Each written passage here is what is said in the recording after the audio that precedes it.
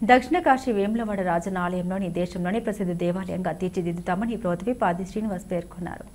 వేములవాడ శ్రీ రాజరాజేశ్వర స్వామి ఆలయ విస్తరణతో పాటుగా ప్రధాన రహదారి నిర్మాణానికి కాంగ్రెస్ ప్రభుత్వం శ్రీకారం చుట్టింది అని ప్రభుత్వ విప్ వేములవాడ శాసనసభ్యులు ఆది శ్రీనివాస్ పేర్కొన్నారు. ఇప్పటికే ప్రారంభమైనటువంటి రోడ్ల విస్తరణ పనులతో పాటుగా 6,50,00,000 నిధులతో వాటిని ఆధునీకరించే పనులకు ఆదివారం రోజున భూమి పూజ నిర్వహించారు. జిల్లా కలెక్టర్ సందీప్ కుమార్ జా, ఎస్పీ మహేష్ బేగీతే, గ్రంథాలయ సంస్థ చైర్మన్ నాగుల సత్యనారాయణ ముఖ్య అతిథులుగా హాజరైన ఈ కార్యక్రమం ప్రారంభం సందర్భంగా ఆది మాట్లాడారు.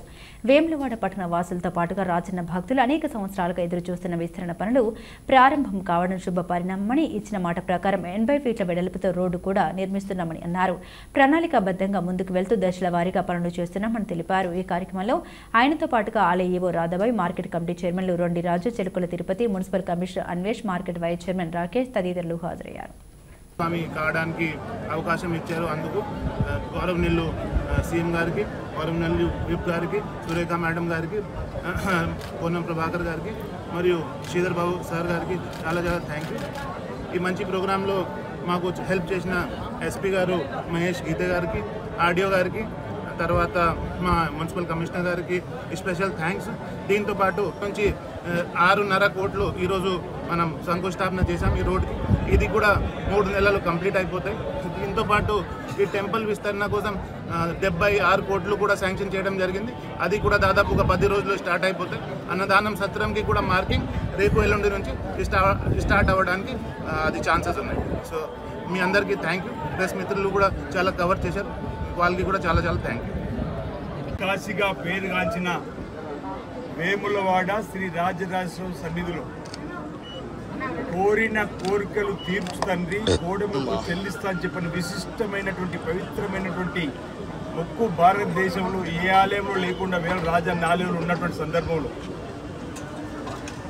పేద భక్తులు, అన్ని వర్గాల ప్రజలు, తెలంగాణ పక్కన ఆంధ్రప్రదేశ్, మహారాష్ట్ర, ఛత్తీస్గఢ్ తదితర రాష్ట్రాల నుంచి కూడా పెద్ద ఎత్తున వస్తున్న భక్తుల సౌకర్యార్థం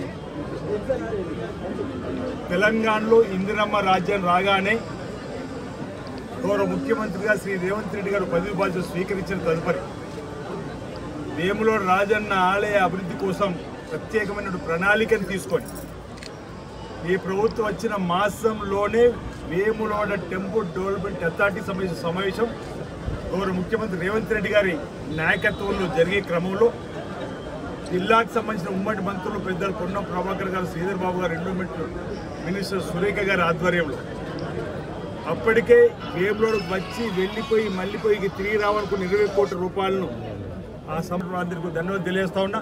గౌరవ కలెక్టర్ గారు ఇంతకుముందే నేను అన్న సత్రానికి సంబంధించిన అంశం చెప్పడం జరిగింది. వారి రివ్యూ నిర్ణయం తీసుకోవడం జరిగింది. అది కూడా 35 కోట్లతో మంజూరు కాబడి, అది టెండర్ పూర్తి కాబట్టి పనులు ప్రారంభం చేయడానికి కూడా సిద్ధం ఉంది. అది కూడా త్వరలోనే పనులు ప్రారంభమవుతాయని మాట ఈ సందర్భంగా మీ అందరికీ కూడా తెలియజేస్తూ, గౌరవ పాత్రికేయ మిత్రులు కూడా, ఎలక్ట్రానిక్ మీడియా, ప్రింట్ మీడియాకి సంబంధించిన మిత్రులు కూడా ఈ అభివృద్ధిలో భాగస్వాములు అవుతున్నటువంటి వేళ నేను నా వైపు నుంచి వారికి కూడా ప్రత్యేకంగా అభినందన అందజేస్తా ఉన్నా.